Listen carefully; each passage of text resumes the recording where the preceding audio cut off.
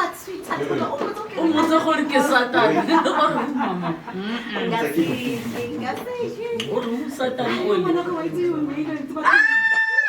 love that. KG, I'm only seeing your message now. I clearly can't. Sorry, we literally had to do our, but also your sound guy is not doing his job. What's happening? And I think All I'm saying is I haven't breastfed the whole day, so if you get a bit of a squirt. Yeah, that's fine. The jacket is not brand new, right? Also because No, it's fine, but What people don't like me, game. And it's so interesting that obviously while we're speaking about entrepreneurship, there will be very unique experiences that the both of you have had just because it's particularly dealing with shoes. But let's start with you, Matabelo. Take me back to you growing up as a child. What was your upbringing like? So I'm originally from East Rand, Katlehong, and I'm an only child. My father. So my father, nearly a piece job. So when I work more and then he would have like a full-time job, and then the job would end. But growing up, my parents always told me like you need to have something that's your own. Do not ever rely on other people. We always grew up around that way. Where you know what, be an entrepreneur more than having to work for someone. And I always had that mindset that I wanted to be an entrepreneur, but I never really knew exactly what I wanted to do. And initially, when I came into like my high school years, then I was like, okay, I want to open a restaurant. I thought I was going to be a restaurateur until I tried it, and I was like, no. So I failed my matric, and I had to go back again in 2008 and rewrite my 2 subjects. Did you fail because of your business? Yeah, I failed because of a lot of things that were happening. Because now I was getting much more older. You know, I was a lot much more conscious about my surroundings, the poverty. You know, there was just too much. Bikinis were not working. Then it was like Instagram store clothing was not working. And how it happened for me was that being a woman, I like to buy a lot of clothes, a lot of shoes, a lot of bags. But and now you have to clean it down. So how are we doing on the camera, guys? So how many minutes? How are we doing on the camera? We can't see. Sorry? We can't see. It's showing time code.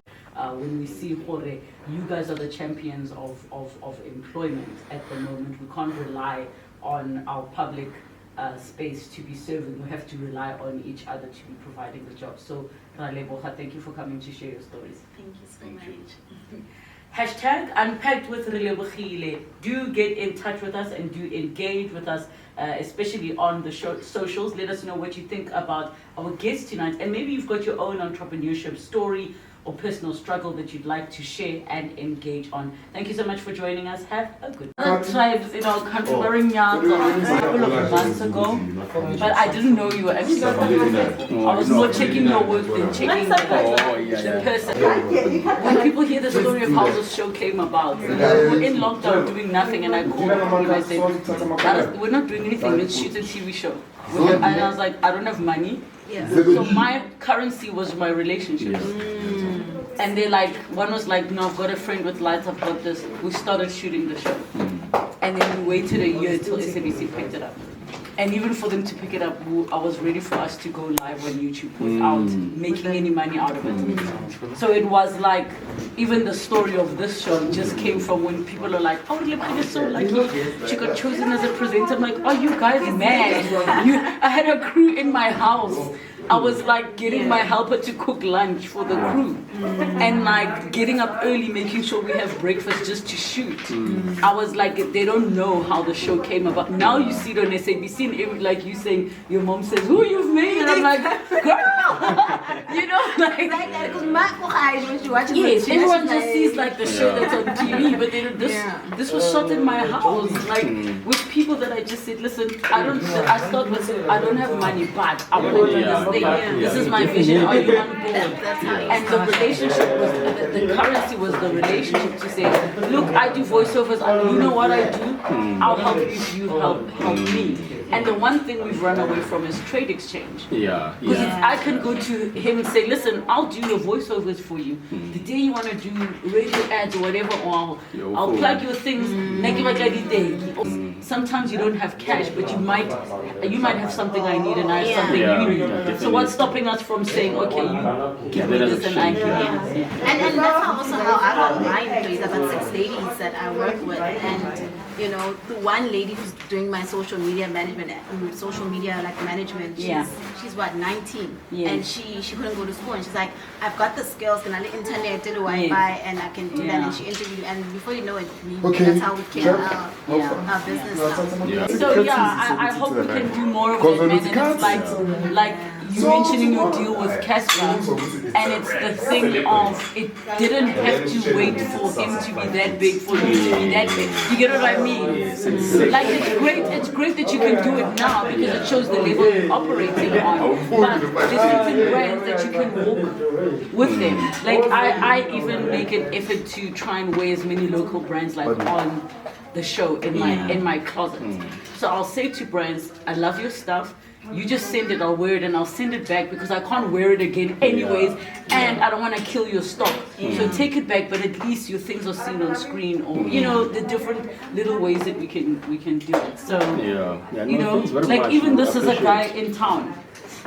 That's this nice. top. That's nice. Yeah, I just told him an idea of a design that I had, that I wanted, and I was like, this is what I want. Then there's Oma Dema of Plus Fab from Pretoria, Liebig, Sistik, Leonce. So I'll always say, look, I don't want to kill your stock because it's also hard when a celebrity says, oh, you know, I'll wear your things in post, but then keeping it might be being a direct cost. Where it's like, I don't need to keep it. I've got the photograph. I'll give you the photograph because maybe you can't pay for the photograph, and I'll send you back your clothes. That is what build drip. You know, that is what build drip. Like being on the radio, and then just DJs boo just saying, I'll just post. You know, it escalates. You get more followers. You get more exposure. That is and look, it's hard now because so many people will be like, please retweet 1,000 so I can get a free photo, like for me. You know, it's hard filtering out, like what you were saying is, everybody wants me to mentor, I don't have time to reply. I have that same struggle of people being like, can I just mentor you? It's just like, oh my gosh, I'm a new mom now. It's 10 times harder. Like I have a 6-week-old at home. Whenever I'm not working, I'm trying to do something like be at home with my family, but you're always trying to like so you know, it's guys, it is real, the things that we have to go through in the business, in the industry. Hi, my name is Lekao Sohan. I'm the founder of Drip Footwear. Please do tune into Unpacked to watch my episode. It's about time that South Africans actually support South African stories. It's Drip.